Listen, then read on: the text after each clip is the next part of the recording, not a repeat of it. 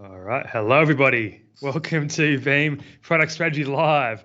This is episode number 11, would you believe? 11 of these episodes in a crazy, crazy year. So I've got with me Michael Cade and David Hill today, three amigos. And we are going to go and recap 2020. So stay tuned. It's going to take about 10 hours or so to get through the year. Or 10 seconds. Episode 11 to episode 15 in one sitting.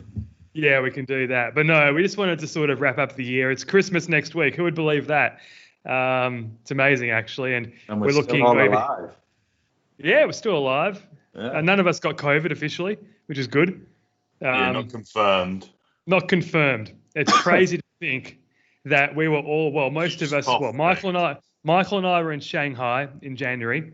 And then David, Michael, and me were in Atlanta later in January, and we absolutely gave David a form of COVID, we believe, because he was sick all of February. Really? But who would have thought? I think I think after the craziness of what was February, and then when the NBA announced that they were postponing games, that was the official start of the crisis. And then I think maybe late March we decided to come and do the first episode. That was the official start of the crisis was the NBA. History will absolutely dictate that the NBA season being postponed because of Rudy Giuliani, not the Mayor of America, the other guy who plays for Utah. Don't mention Giuliani. Is he still alive? Has anyone heard from him in 2 weeks? Who knows? Let's move on. He's in training for the first mayor of America.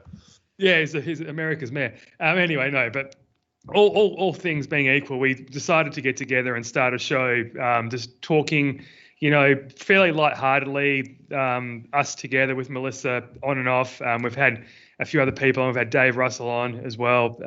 Mainly us three and Melissa, though, just chatting about whatever's happening currently, not really talking about Veeam topics or trying to push the product specifically, but obviously talking about some of the happenings as well. And it's been quite fun. A little bit irreverent at times, as is the way. This is a little bit of a risque sort of show, but yeah, we wanted to just come back and talk a little bit about it. But David, what was your kind of first? Well, actually, no. Let's go to Michael first because we want to keep it. We want to keep it sort of positive. Michael, what did you think about the first few weeks of COVID? So honestly, I just thought this was going to be a couple of months where we were going to get that it was going to get the treatment of the whole world locking down, and then we were going to get back to business. We were going to be back for events like VMworld at the end of summer for me in the UK. We were going to get back to the second half of the year was going to be it's going to be normal. Obviously, it was all going to be fine. Little did I know. I still remember just after we did that thing in Atlanta and obviously China went into lockdown. Remember me sending that message, Cade, saying, "Oh, you guys just escaped." Imagine that ever happening in America and the UK. And then guess what? There we all were. So weeks later. And then we started the show. We were all talking about it. David asked me at the start of the show, I think the very first show, he asked me, have I got my toilet paper? And you know what? I still absolutely have my toilet paper. This is the original one that I bought. That was in my boot, and I just pulled it out last week. I'm not joking, okay? I had this in my boot. For the Americans on the call, he means trunk. Trunk. Sorry, yes, the trunk of the car, whatever. Michael understands what that means. But yeah, so that's my toilet paper there, still going. At one stage, this was worth about $50. Yeah, I was going to say, you're planning on holding on to it to see if it goes up in value? Yeah, just like Bitcoin at the moment. Hasn't that gone crazy? Anyways, but we went through one of the interesting things before we kind of moved through. I remember the first episodes we were doing it on Zoom. And I think episode 2 or 3, we had ourselves on because we used to do it live, and we used to invite other people on to kind of view it. And we had our CTO on as well, Danny Allen at the time. And then all of a sudden, we start seeing these people pop up and these strange noises coming, and all of a sudden, a few kind of not so kind of G-rated comments about stuff, and we're like, what's going on? And before we knew it, we were getting Zoom bombed. And it was before Zoom bomb was really a thing. and we were getting Zoom bombed, and it was crazy how it happened. And I never forget that. It was just the realization that this thing is so real and technology is not quite ready for the situation. And to be fair, I did actually post the link on the internet on Twitter, and maybe that's how they got in. However, you do have a track record of this, Yeah, though, don't you, mate? So yeah, that's it. I do have a track record, but suffice to say that was quite an interesting experience, right? So yeah, I don't think we want to spend too much time more talking about COVID because there's a lot more stuff that we want to talk about. That's all linked to it in a certain way because of the year. But I think we have a map. I think we're going out over Facebook today, which is a bit of a change. So we have got a map, and I think it's only basically us. No, there's a few more other people on there, isn't there? This is actually what happened to us on Monday, wasn't it, Michael? That first map wasn't too crazy, and then it kind of went ballistic. Yeah, there's like, looking at that. So I'm in Texas. You're obviously Australia, Cade's UK, and then there's like two other people, one in a US state just outside Florida, no idea which state it is, and then some Georgia. Georgia. Yeah, thank you to the guy in the background. Always appreciate the producer chirping in. I think that is actually our producer's state. yeah. So we got one guy in some random country. Yeah, probably No, Bucharest. I think Looks like Hungary, Romania. Could be all interesting people. So I guess to get on point there is let us know where you're from. That will then show up. We'll then read out where you're from and all of that good stuff. All right, no worries. Okay, let's start and talk a little bit more about the year, right? So we wanted to just run through some of the main topics of the year, and I think we wanted to start with the disruption of working from home, right? And just talk a little bit about that. We've obviously talked about it before. We've all been doing it ourselves for a number of years. Obviously before this year kicked in and we've had to literally be stuck at home and not travel.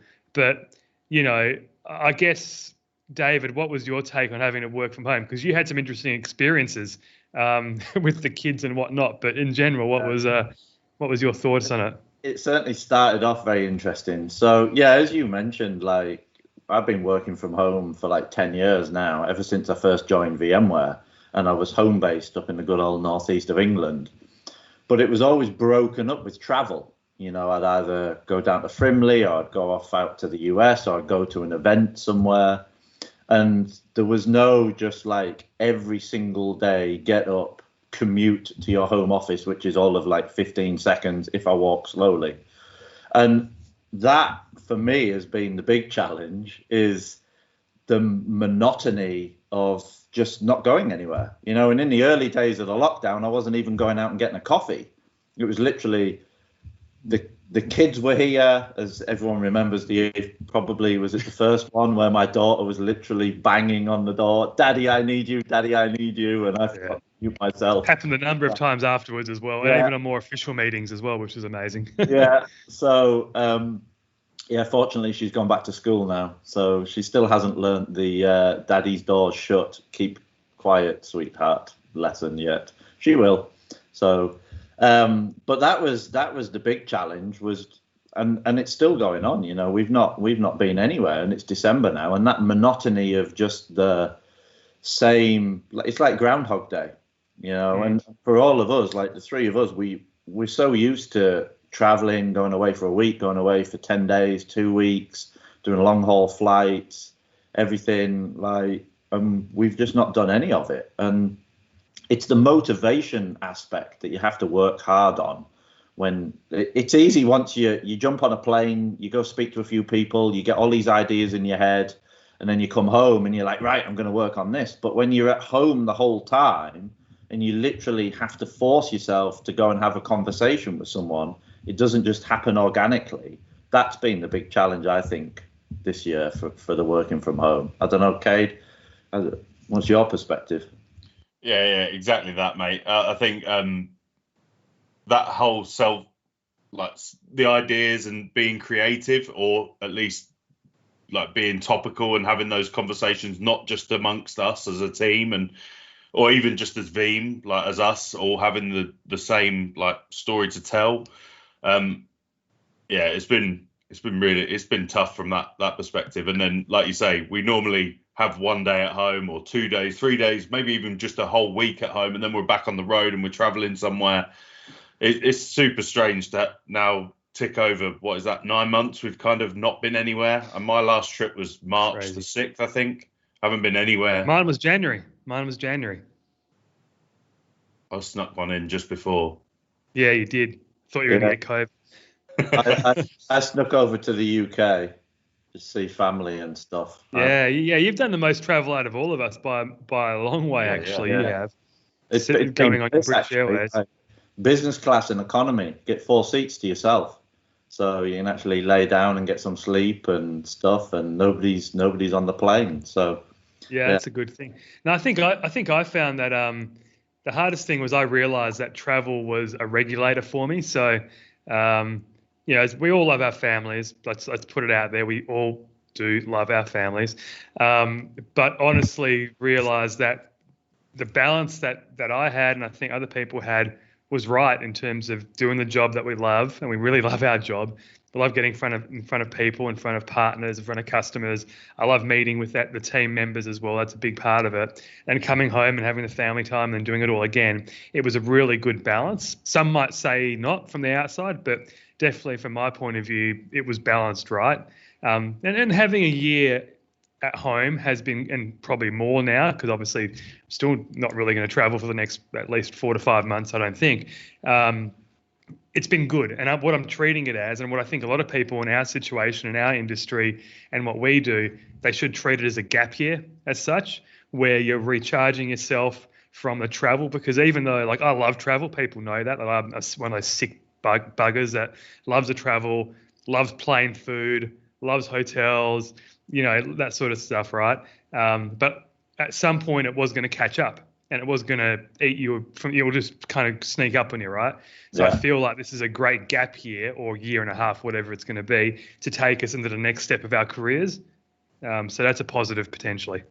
Well, you made a good point. Was it a few weeks ago in a team meeting where you said, you remember when I said in a meeting, if I never step foot on a plane again, it'll be too soon.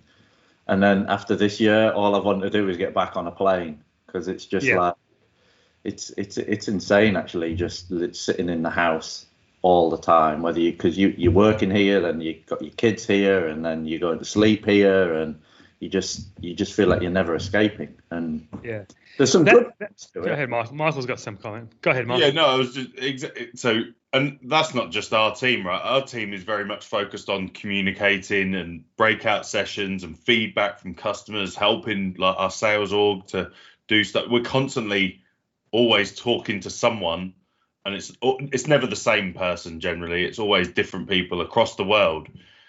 And I think that's a huge thing. And as much as, like we've kind of said that we love being at home, but then we really like the travel aspects as well. But we generally like what we do from a job point of view. So, but I think like we're already from a Veeam point of view, we were already pretty much home. Well, we were set up as a business to work from home.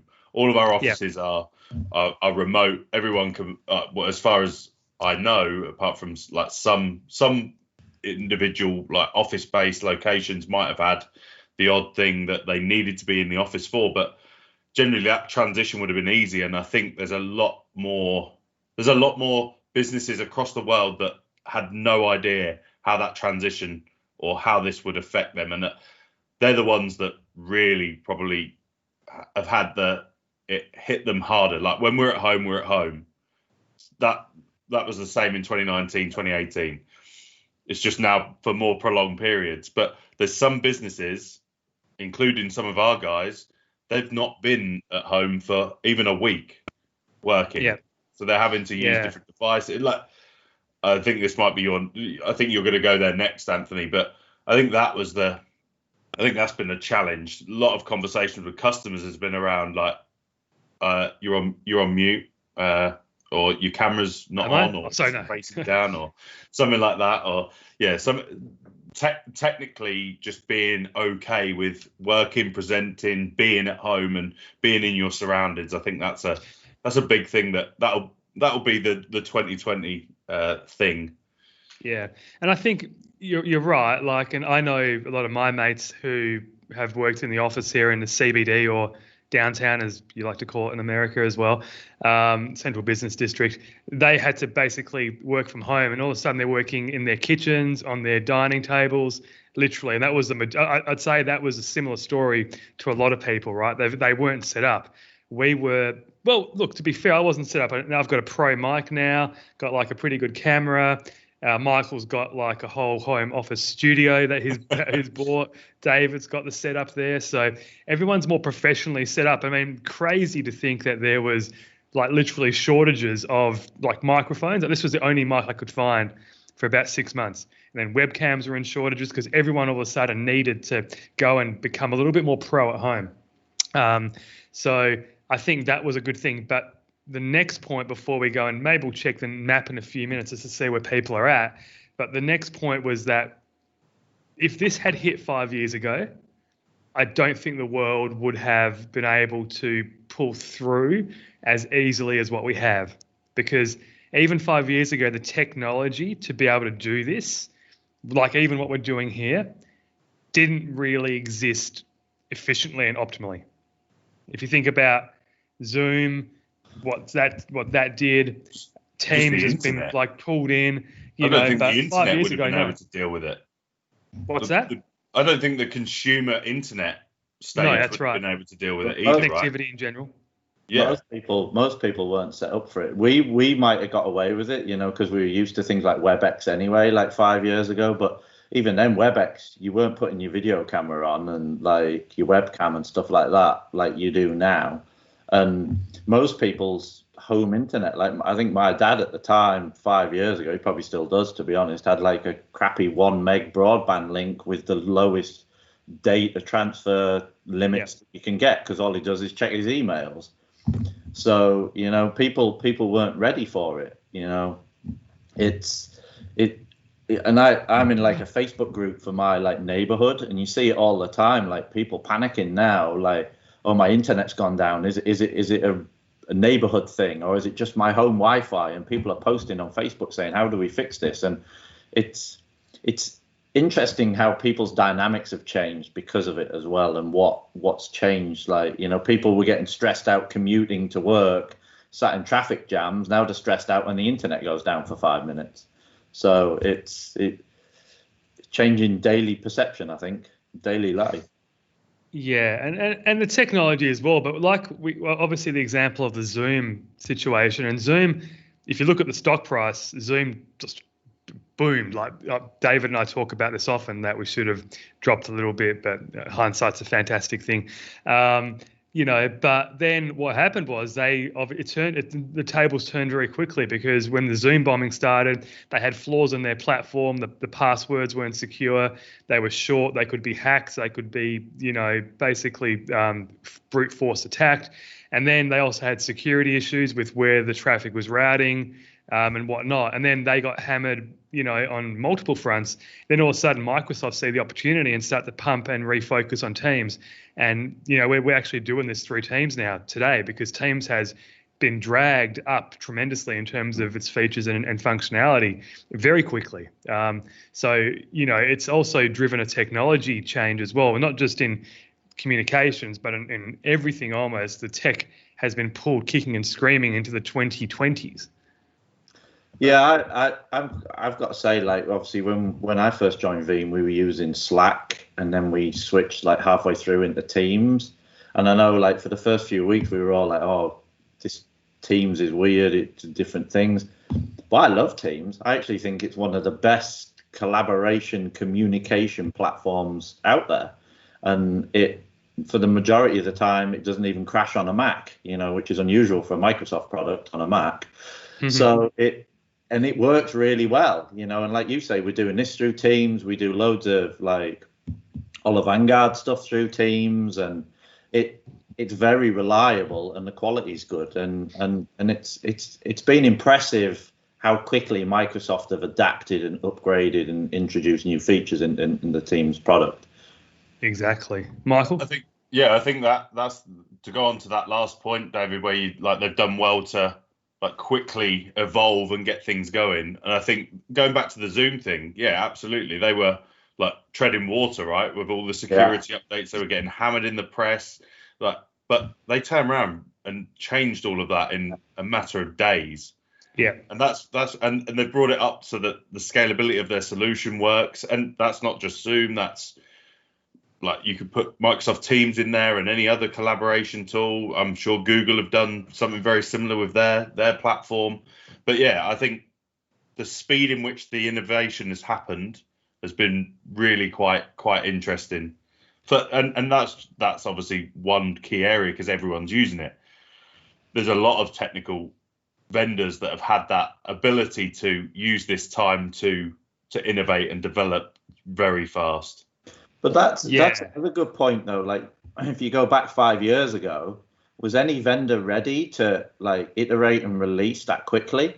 You know, like 5 years ago, everything was still on like 6 monthly, yearly product release cycles. And now, like with all this cloud native stuff and everything, releases are just getting flung out all the time and just easily updated as well. You know, you go to bed and you come in now and everything's updated. Whereas 5 years ago, you were actually manually still downloading patches and reinstalling and updating. So it's that whole thing that's come together that's helped us all survive 2020, I think. Yeah, and it's going to benefit us for the next 5, 10, 15 years as well. Like it's a what's it called? I think I've mentioned this before. It's like the Highlander. It's like the quickening. It's a quickening of technology, right? So it's, you know, what you're experiencing now is the quickening. God rest Sean Connery. Isn't the Highlander? There can be only one. There can be only one. That's correct. Yeah. So good segue. Let's look at the map and see if we have got anyone from Scotland actually, just for that point. So it looks like we've got Georgia, South Africa, Mexico, Germany, Panama, Perth. Hey, that's me. Tunisia, and a few others. So we're starting to build it up. Hopefully we can get some others pumping in. But yeah, it's an interesting one. We're trying this out on Facebook to see how it's going. This will obviously be on YouTube as well. So if you're watching this in repeat on YouTube, just disregard the whole map thing. All right. Moving on. So we've touched on, you know, a few of the problems and security issues that came with Zoom. There's been a heap of cyber attacks this year. And this week has probably seen one of the most amazing situations that I can ever think of in my tech career with regards to what's happening with SolarWinds. It's almost unfathomable that's kind of come into play, right? But this year has been a year of increased sophistication and attack, and also the amount of ransomware and cyber attacks. Like you think about Garmin, that was one of the big ones that we've talked about quite often here. That was a tremendously interesting situation for them to shut down all of their operations, literally. And it wasn't just the watches, it was like their GPS services, which pilots use for navigation. It was crazy. But I mean, yeah, I know, Michael, you've got some thoughts around that, but it's been a crazy year for that. And I think overall, I would say we've come through it okay, but it has obviously raised questions and also exposed some weaknesses.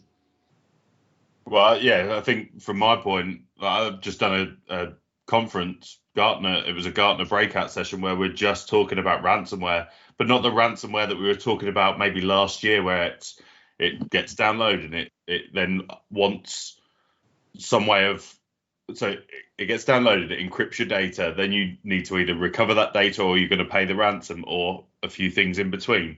Now we've got like extortion, you've got different areas, like they're getting very smart. They sit there stagnant for 3 months, understanding that whole environment, and then they act upon that environment, very much the SolarWinds-esque type look. But yeah, I think it's evolving massively. This whole ransomware cybersecurity is huge, and I think maybe 2020 put a massive light on that. Gave us and I think there's other parts that you're going to talk about as well, Anthony, about whether it's because people have gone out to, they've accelerated their move to the public cloud. They've blown up outside of the four walls of the data center type thing. They've had to take this home working. They don't have access to all of the desktops that everyone's using in the call center. And that's just encouraged like this surface area being like massive. And maybe security teams weren't ready for that. Well, we know they weren't ready for that, right? They weren't, yes. And I think that's where it's enabled this to happen. But I think it was always going to happen. Like we talk about acceleration to the public cloud and this focus on security. Well, the blue team they're doing exactly the same. They're focusing on how to make their attacks better and faster, more complex, so that people can't discover that. I think it was always going to happen. Just 2020 was like the ability to innovate. Accelerate it, yeah. On the perfect storm, right? Perfect storm. Yeah, there was lots of digital disruption and displacement, and that was kind of the catalyst for it, because once you have users outside of a relatively controlled network doing stuff from home, there's going to be a lot more endpoints to be able to attack and target, right? Yeah. But then again, the sophistication that we've seen of late was brazen, and literally, taking over software. I sometimes wonder how companies are going to be able to protect against it to some degree, because there's always going to be someone who has the potential to essentially flip for some rogue entity based on either financial gains or whatever. And like when I used to work at the banks 10, 12 years ago, like everything was locked down. You couldn't put a USB stick in the PC because all USB ports were shut. But now you're working from home. You remember that Star Trek movie with where the guy goes in the underground archives and basically like blows something up? It's that kind of thing now, that if you can target an employee of a financial services company, maybe they're a bit disgruntled, or maybe they've got financial problems, and you can offer them $100,000, and and all they got to do is stick a USB stick in their laptop, and then all of a sudden you've got access to everything. How are you going to manage that and mitigate? That's the movies. We've seen that in movies and TV shows for years. Well, exactly, and now it's coming to fruition. And you look at the SolarWinds stuff and other hacks. How can you prevent against that? So well, maybe it's not about prevention, but more about remediation and recovery after that, right? And that's where we'll touch a little bit on Veeam in the last sort of 5 or 10 minutes, in terms of the year that we've had as a company. But we've talked about the public cloud, and David, this is for you because I know you love this. I honestly believe that this year has officially been the year of Kubernetes. So, it's kind of, I wouldn't say it's mainstreamed. And if you speak to certain people in the industry, they'd probably agree. But it is making waves and it has come to the fore. And it seems like, everyone is actually seriously looking at it now as a serious platform for running applications, not just devs, not just indie startups, right? What's your thoughts on that? Because you've been pretty close to this for the last couple of years. What have you seen this year in that space? Yeah, so just the public cloud in general has exploded this year, and Cade touched on it a little bit about like people going outside of their four walls of the data center, and we've seen that with the hard drives failing in the data center, and then people in lockdown and they can't get in to go and replace them. So what they do, they go and spin up resources out in the public cloud, whether it's AWS or Azure or Google or whatever. But the Kubernetes aspect of it is it's become so simple to deploy the platforms out in the public cloud. Like you look at AWS's EKS and Azure's AKS, you can spin up a 4 or a 6 or a 10 node Kubernetes cluster out in the public cloud within like 5 minutes. You don't need to worry about networking. You don't need to worry about anything else. And then you can just have your developers just pushing out all this code really quickly. And certainly as long as you've got a good credit card bill, right? As long as you've got a good credit card.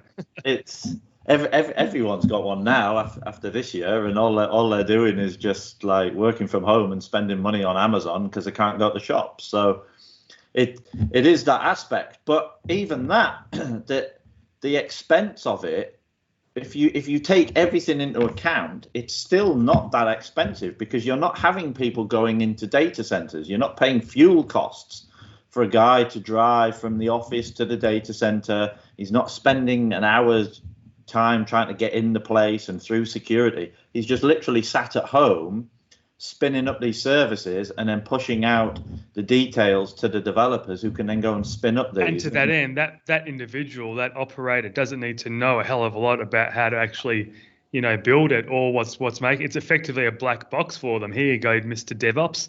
Here's an endpoint. Go for your life. Yeah. It's interesting.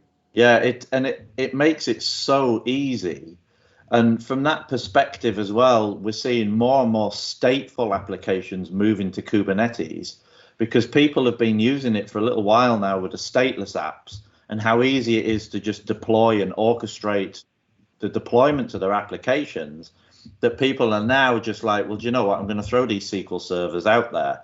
I can easily spin up a MySQL container and just leverage that. But then once they've done it, they're like, oh, what we're going to do about data protection? And obviously not diving into the Veeam stuff, but that is a big, massive thing now with the public cloud in general, is because of this mass adoption this year, how do we protect our data and how do we recover our data in the event that this ransomware attack happens, or there's a security breach, or somebody goes and does something with Kubernetes and deletes the wrong thing, and how you recover. And let's be honest on that as well. There's still a massive level of immaturity in the platform, right? So it's still very insecure. It's still very prone to misconfigurations, to someone fat fingering something, upgrades going wrong. So it's not stable just yet. From that, it might be easy to deploy, but it certainly isn't stable, and mature yet. And that obviously means that you need to protect it more and think about that a little bit more. Michael, with I know that you've had a bit more conversation this year around, EMEA especially, and EMEA seems to be pretty strong with containerization and Kubernetes now compared to other areas of the world. It's actually one of the areas of the world, or one of the areas of tech, where ANZ is not leading the way. Traditionally, ANZ leads the way with regards to adoption, and it's not in this case. America and Europe are. So what have you seen in that space?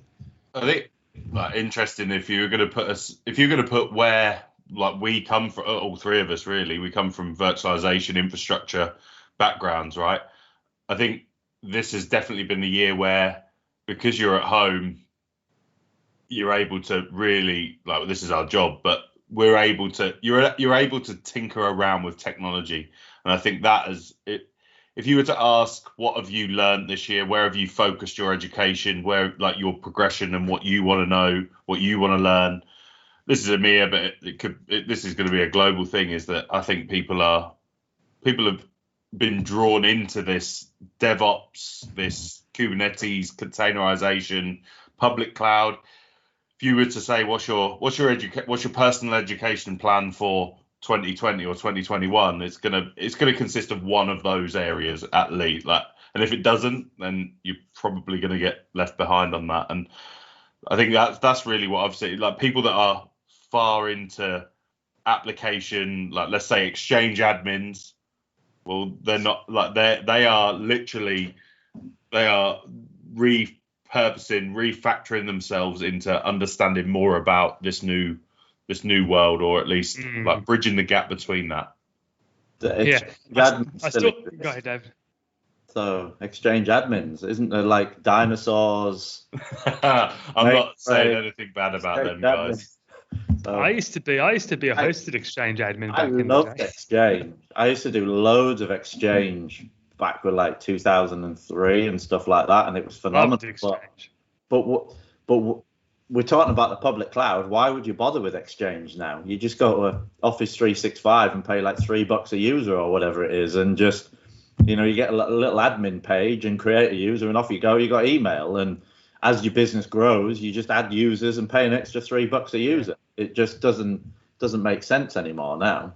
Yeah, or Gmail or whatever other platform. Yeah. Yes, other email services are available. Zimbra still around? I don't know.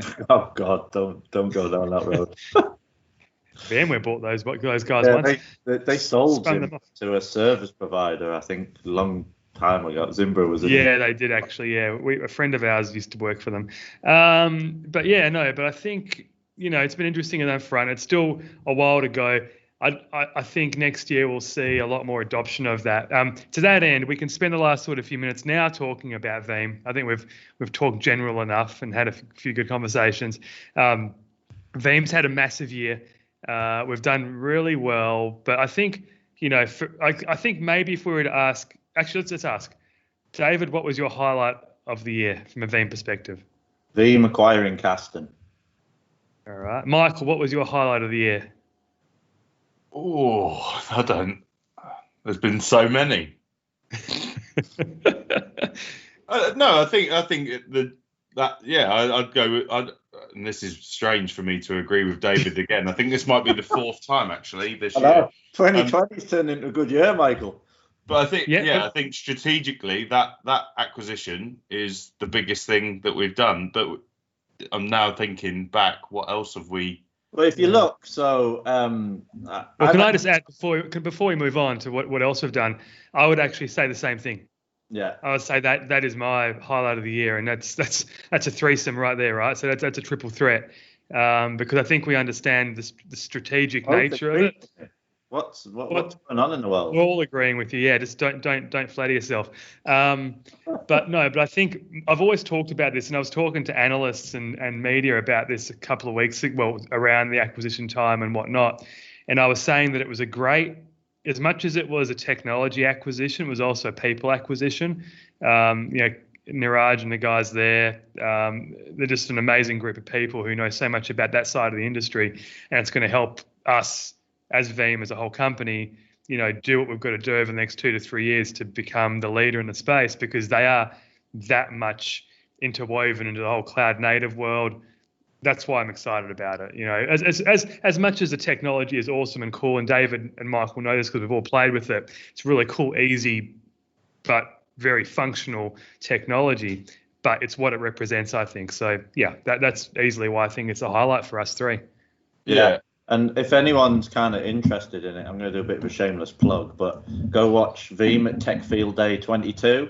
I did like a whole session on the Veeam by Kasten by Veeam and how simple it is and that kind of thing. And the key point around that is, as we've been talking through this, with the public cloud and the adoption of containers and everything, it really does bring that simplicity to the data protection space. And I think that's the key driver as we move forward, Veeam as a company, into this cloud native space with AWS and Azure and Google and Kubernetes and everything that's going on.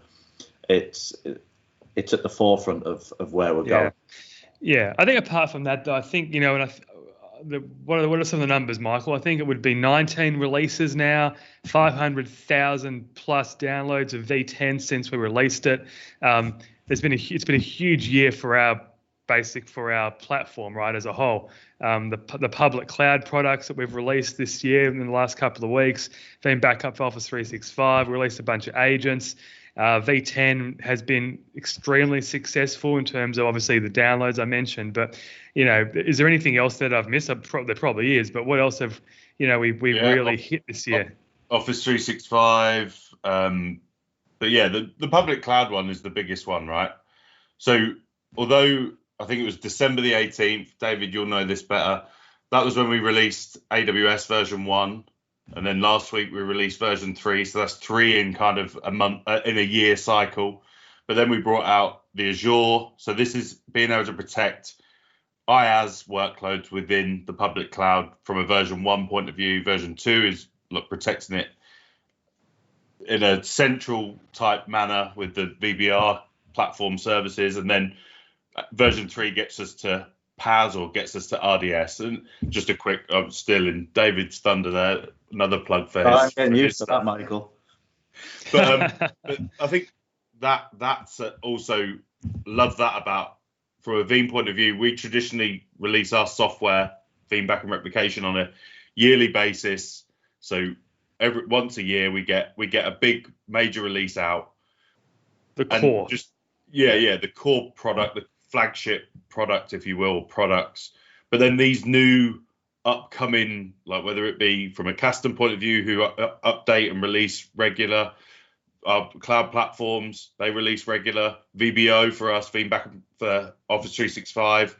All of them are much faster from a release point of view, and that's because of the requirements and the demands from the public or from the customers is driving that innovation. We have to release on that kind of cycle now. Like you look at reInvent, and I think reInvent's still going 3 weeks later. It's been going for 12 weeks. But you just look at the mass of services and features and capabilities AWS, just as an example, release at reInvent. You can't just sit still for a whole year and then go, oh, here's a new release. Everything's changing, and AWS and Azure and everyone release new services and capabilities throughout the year now. And we already talked about it with the teams, but you, as a software vendor, regardless of what we're doing, you have to adapt to that, whether it's you're producing software for your iPhone on the App Store, or your Veeam and you're producing data protection software, or you're a CRM provider building out, leveraging SaaS-based stuff. You know, how you adapt is what's driving the business. And this year has really brought that to the forefront of all these businesses, and that digital transformation and adaptability and all those buzzwords that you like to spout a lot, Spiteri. Oh, yes, I love talking about digital transformation. But to that point, I just wanted to say that, you know, while the release cadence has been increased, and, you know, one of the core values at Veeam is that we basically release very, very solid, reliable products, right? Ready when it's done, instead of releasing something like Cyberpunk, which has been a disaster. If you look at that game, right? Like it's a good game on the PC, but it's buggy. And doesn't run on other platforms. It's crazy. If we did that, if we treated our customers with that level of disrespect and just pumped out software, but just because we had to, you know, meet some sort of release cadence or whatever, then we wouldn't be in business, right? So it's a fine balance that we have to play, and I think we're finding that, and we will continue to balance it pretty well, because that's all that we know. The guys that are leading our R&D, the product managers, the QA guys, that's what they pride themselves on. They hate it when bugs slip through the system, and bugs will, because corner cases, you can't kind of, you know, cater for all of them. But at the same time, we do pretty damn well. So that's one of the cornerstones at the same time. All right. I think we're almost done here. I think we've got like a couple of minutes to go. You look like ready for bed, mate. So I think I am. I've got a Christmas party tomorrow. So those that may not know, Perth has been isolated from the rest of the world for a long time, and that means we have pre-2020 though. To be fair, yeah, true, most isolated city in the world. But that's been to our advantage this year. So I don't want to make the rest of the world jealous, but you know, I'm going to go to a pub tomorrow. I'm going to eat with people. I'm going to have a good time. Probably I'm going to get COVID, but that's all right. You know, no. So pretty lucky there. So yeah, I'm ready to go to bed. David's got the day in front of him. Michael's just wrapping it up. But it's been a great conversation, great year. I'm privileged to have you guys as teammates. Melissa's obviously missing. She's busy doing something else. She obviously adds her own little New Jersey flavor to the mix here as well. She's doing some proper work. So we'll be back next year. We're not sure how. We're not sure if we'll continue, but I'm sure we will do some other things. We've got a massive Q1 in terms of Veeam, so I'm sure there'll be lots to talk about around January, February, March, because we've got some big releases happening. And if anything, we'll just talk about how the vaccine has created equilibrium in the world, and we'll be back to normal. Anthony, what's coming up tomorrow? There's people hijacking our platform that we've been using all week on here. Yeah, I think Rick and Ksenia are doing a Veeam Legends overview. I think that is happening tomorrow on LinkedIn Live. I don't know the time. Is it 12, maybe 12 Eastern? Thank you, Mr. Producer.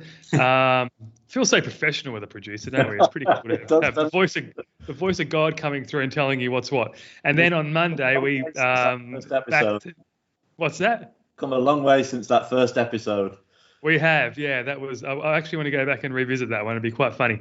And then on Monday we have Jason and Dave Russell. They're going to look back, and they'll be more focused on like the business impacts around COVID, but also like everything that we've spoken about in a way. Maybe we spoke about it more technically, and they're going to speak about it more business focused and how that's changed or how that will change going into 2021. Like a bit of a review. Much more grown up than this. Much more grown up, yes, that's it. Anyways, we like to have fun. That was one of the whole points of this as well, is to have a bit of a laugh, have a joke. We've done that between the toilet paper, the Zoom bombing, David's daughter, Jessica, and Michael just always doing something else on his massive screen, and then having to pull him into, surprising him into the conversation. It's been a great year. Thank you very much, and we will catch you next year, 2021.